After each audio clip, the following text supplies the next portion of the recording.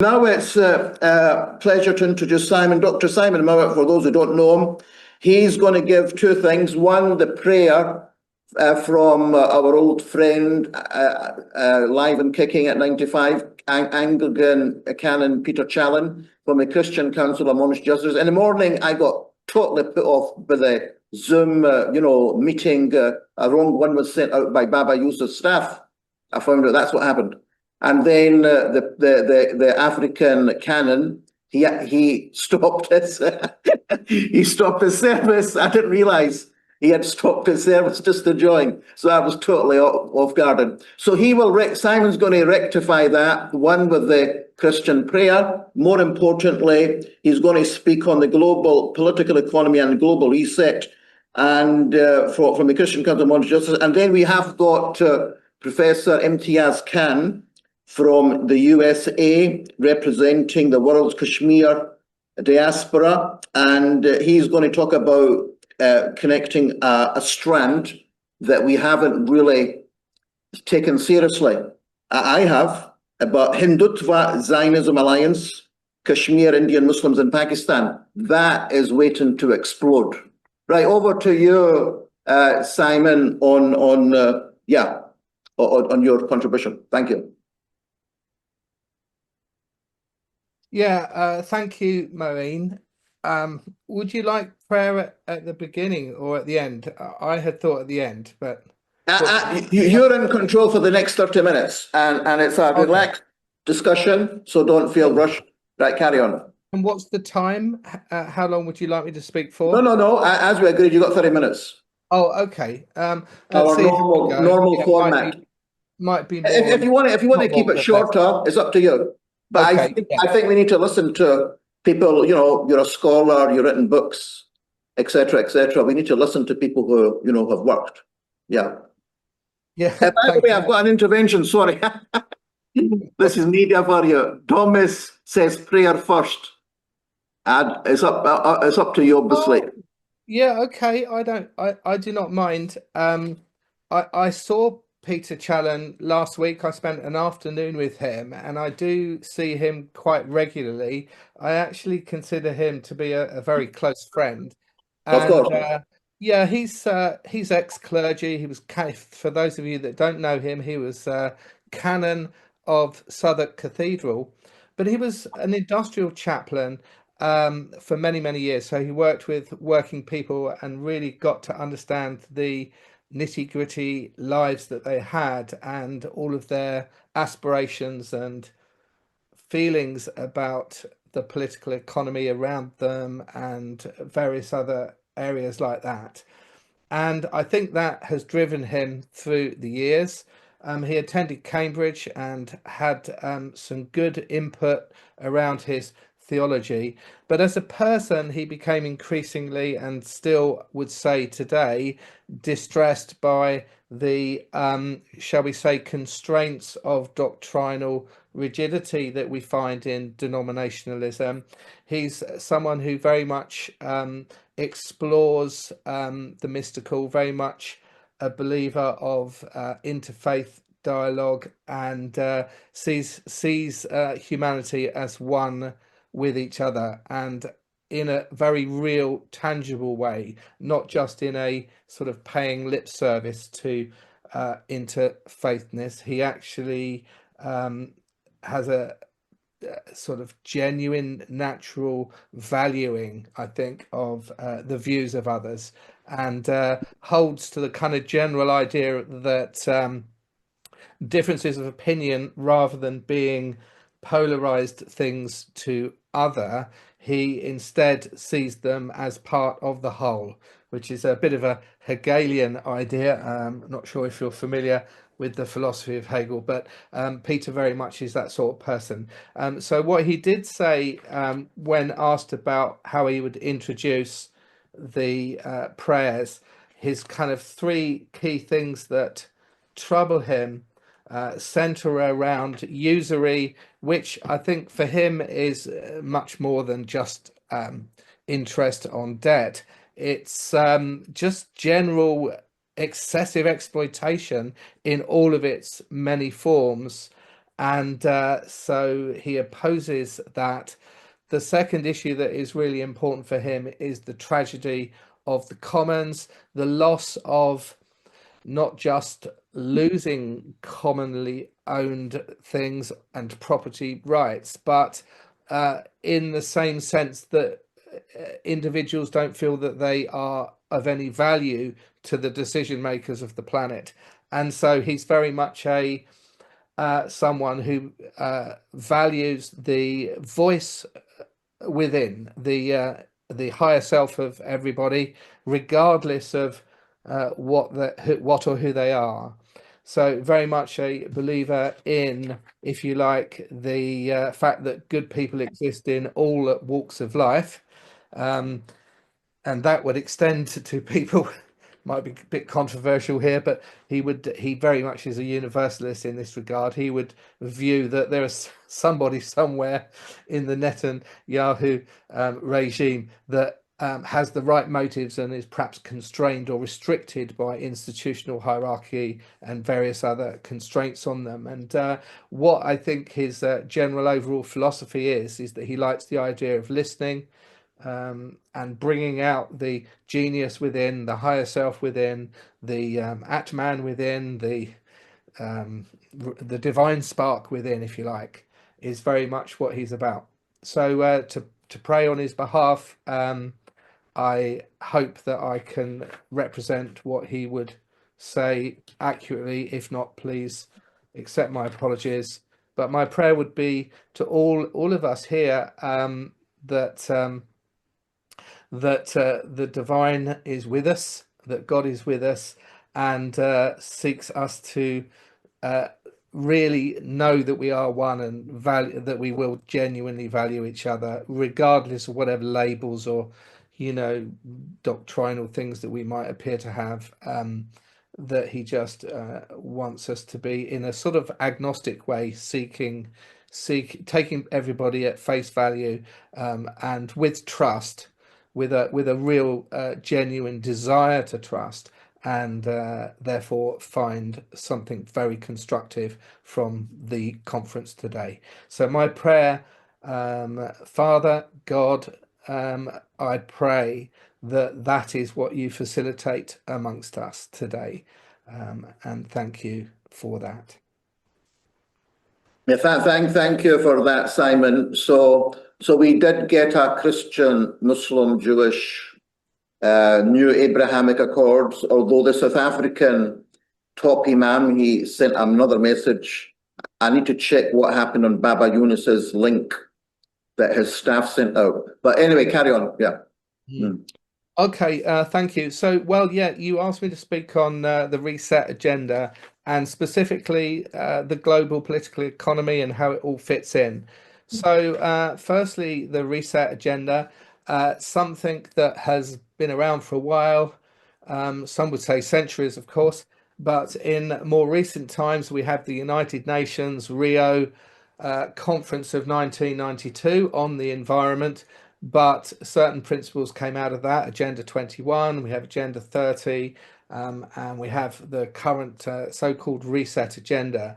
And effectively, it is an attempt by World Economic Forum and United Nations on behalf of humanity. And this, of course, is the stated aims of what they're doing. They recognize there are some serious existential crises facing us all, and it's an attempt to provide a solution to that. And this includes poverty, it includes inequality, it includes climate change, it includes the need for sustainable development, it includes health, and it includes education, and human rights as well. And so this is the kind of stated agenda.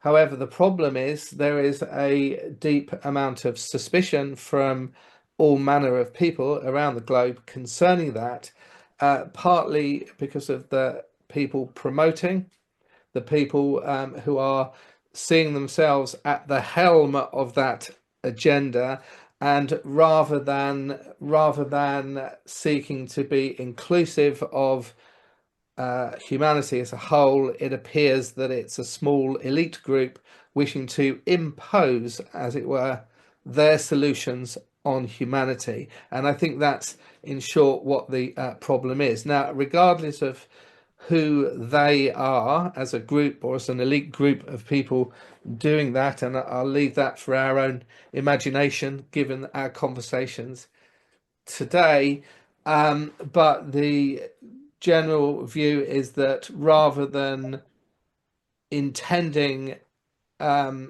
good things for humanity, that they've actually got pernicious aims and objectives, and therefore are using these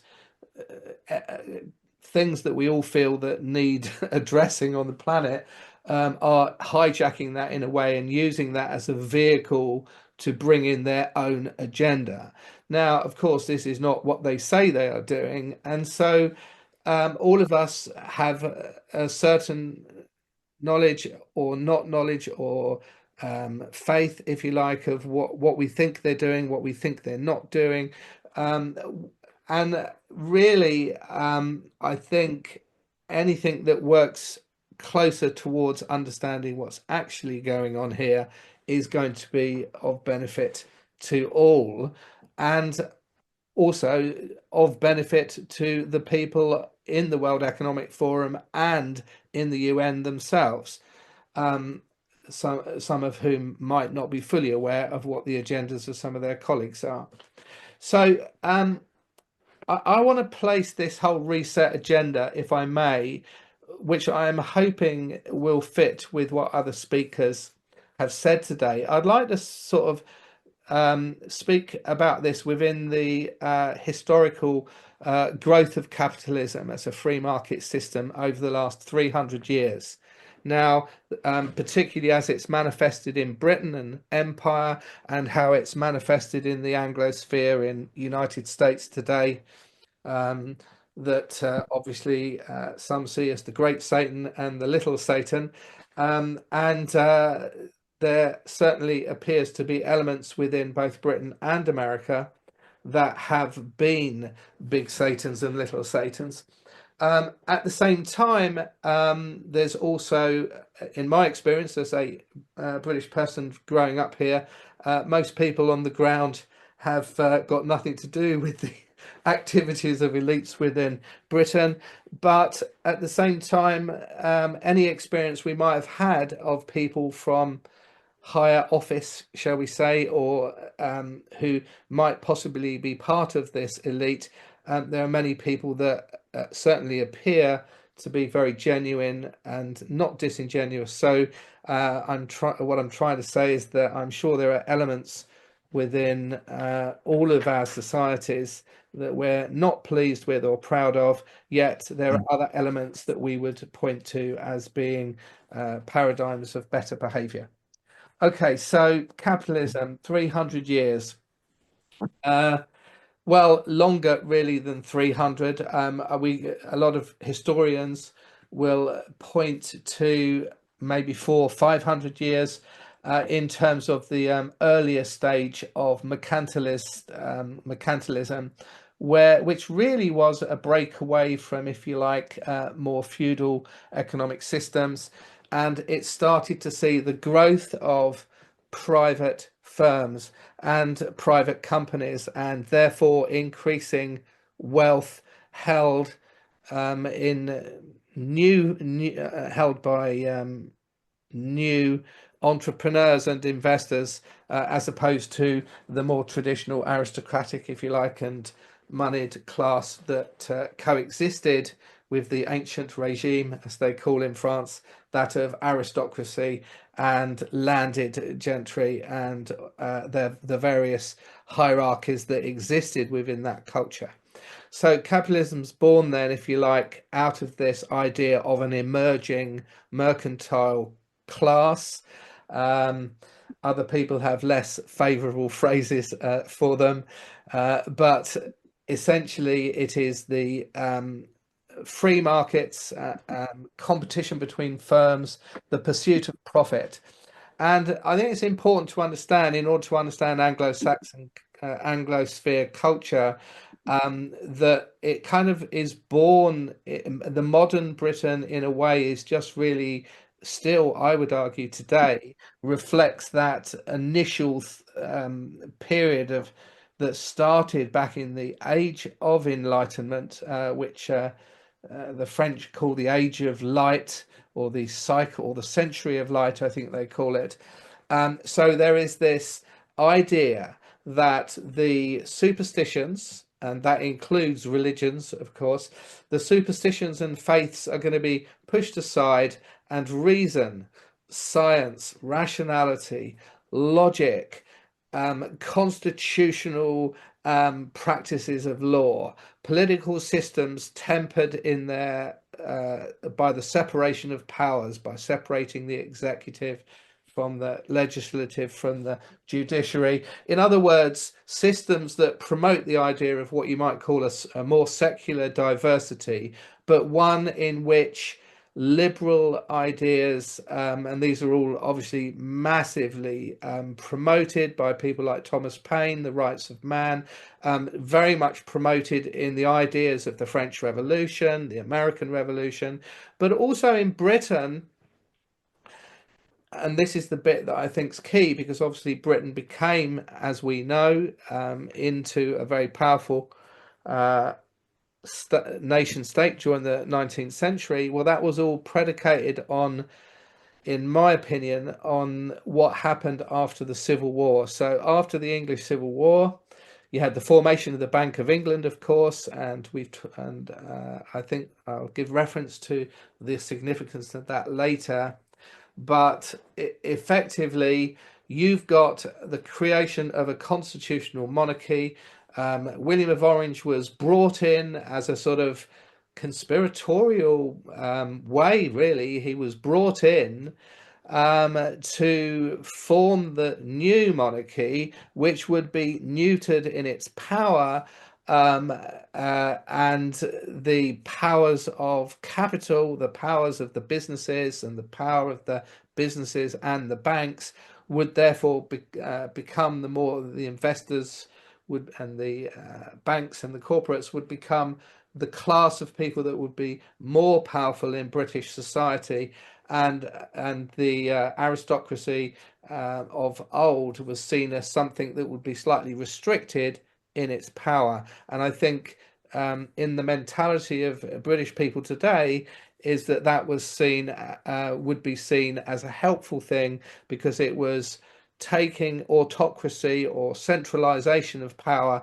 away from the aristocracy, reducing the power of the aristocracy and increasing the power of the people. But what they meant by the people, of course, was effectively the powerful groups within the people, i.e. the banks and the businesses. And to my thinking, banks and businesses have dominated British society ever since.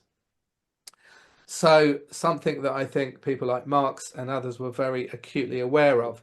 Now, if that kind of story, if you like, about the growth of capitalism from the end of the 1600s through into the 1700s and then the revolutions, if that time from then to now can be described as the rule of corporate and banking elites, we could obviously argue the toss around how influential the royal family are on things today, but the point I would like to make is that I think the British elites that have evolved over the last 300 years are effectively moneyed elites. They are effectively a plutocracy in that sense, because without money and without resources, there is no power. So whether we're talking about the Israeli state, whether we're talking about Christian Zionists and their influence on the Israeli state, whether we're talking about Britain's ability during the colonial era and moving into the First World War with Balfour, what was Britain's, how did they have that capability? They had it from money and the ability to purchase resources, to finance strong militaries, to finance interventionist policies in other countries as a consequence of the dominance of money and resources, which came from huge quantities of economic growth that came from the Industrial Revolution, of course, and later from colonialism and exploitation of resources of other countries and so forth. But it was that monetary and corporate strength that led to a strong British state, which enabled them to, once the Zionist lobby had become influential over the British state in the 19th century, and they managed to get the British state behind them. From that point on, the Zionists, of course, had managed to take control of a state that had substantial resources at its disposal. And I think that's a really important point that I would like to make, and I don't think it's any different today. If we look at 2025, we know that the Christian Zionist movement in America has colossal financial resources at their disposal. We also know that the influence of Zionism in the American state is incredibly influential. And I think I can state that fairly confidently. The reason I would argue that is because even with the Trump supporters, and many of those people, ironically, many of the people that support Trump are hoping that this kind of elite, this cabal, whatever we want to call it, that has been responsible for so much perhaps damage around the world, they would quite like to see lots of that corruption that they see as part of the deep state in America. They would like to see that gone. Yet, ironically, simultaneously with opposing the corrupt powers of a deep state, they also are silent on the issue of Zionism, because it is well understood in American psyche how powerful the Christian Zionist lobby is. And so therefore there appears to be support from Trump for the Zionist movement, and it just seems to be in a bit of a confused, to my mind, a bit of a confused mess at the moment, because they've got this support for Zionism, yet they've got all of the Trump support that seems to be behind Trump and hoping that he will temper some of the exploitation that exists within the banks and also the free market system. So it just seems to me a bit of an irony or a bit of a paradox going on in American life today. So to bring this back to some points, I'm not sure how long I've got, Moeen, how long I've been No, carry on. It's relax. We need to understand the beast. You got another at least 15 minutes. Yeah, I mean, it is. I agree, Moeen, it is a beast. Yeah, I also would contend there are good people working in that beast. They might not know it, they might be deceived. And I think that's partly, why I was quite attracted to Thomas de Fern's idea of the devil being ignorance. I think there's a lot of support for that view actually in different mystical circles. For example, in and around the idea of the fall of mankind and the tree of the knowledge of good and evil being sometimes the Hebrew mystics relate the tree of the knowledge of good and evil to the human ego. And when the human ego is combined with being ignorant and deceived, you get all sorts of practices on the earth. And I think in some ways we could see that what we see as the devil can sometimes just be a group of doctrinally obsessed, ego-based thinking that have got a different view to our own understanding of what we consider to be just and true. And I think that's why I think what Thomas suggested earlier would be a fantastic thing to explore further from an interfaith perspective, so that we can try to understand the role that ego and ignorance has had in our own thinking, so that we can find a greater understanding of our own faith and the faith of those that we are working with. Yeah. I hope that made sense. No, I agree with you. In case you want more questions, all I'd suggest is I did request for decoding the World Economic Forum, because what is not said or talked about is where the action's happening. It's like the reality also. If I say to you, to understand the reality or indeed end times, there's an invisible world. I mentioned, man made of clay, angels of light, and jinn of smokeless fire. You're talking about a whole different ball game. Same with money. What do you think? These top people. They meet every year, Davos. What is their agenda, or what is their real agenda? Yeah. Well, yeah, I guess with any agenda, if you get invited in, and you do get invited in, you don't choose to go. You get invited into these type of elite organizations, which I think Thomas mentioned Varis Varoufakis earlier. I mean, he has a famous saying about insiders and outsiders, that if you're outside of decision-making forums, you can be autonomous and have your own views and propagate your views. But if you get invited into decision-making forums, you pretty much are expected to keep quiet, and you might be lucky to influence, and if you do, you've been influential. But the general protocol of those inner forums are that once decisions have been made, you are expected to defend them, even if they're not your own views. And that's, I think that's a very insightful comment of Varis Varoufakis. And I would like to suggest that all of those banking elites, all of those corporate elites, all of those Zionist elites, all of those Davos elites, etc., are also under the same powerful protocol, that they are expected as invitees to the forums to honor whatever decisions were made. And so if you've got a dominance within those forums of, let's say, a cult with crazy egotistical ideas about what they want to impose on society, if that is going on, then my big question for it is, where is the input of the rest of the planet, of the rest of 7 billion people who actually have got something to say? And this, I know in this point I'm mirroring what Peter, I know, believes very strongly, is that he dislikes institutional hierarchies that leave huge quantities of voices unheard.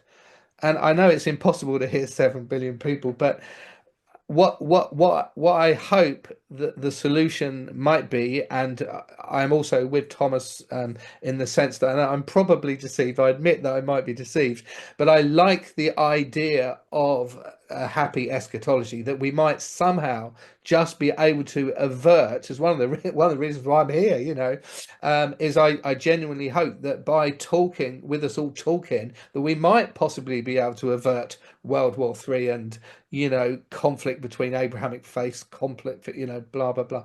I've got this kind of, it might be some form of trying to kid myself of something that isn't true. I admit that, but I prefer to hold to the hope that we might be able to avert disaster, and that good people might end up being able to be influential over anybody that has got a harm in humanity's harm in mind. Oh, okay, that's fine. That's fine. Because some people have been here for a while compared to others. The last, we'll go immediately to the last speaker, then have the final session. Yeah, Q&A and recommendation. Yeah, okay? I'm happy to stop there, Moeen.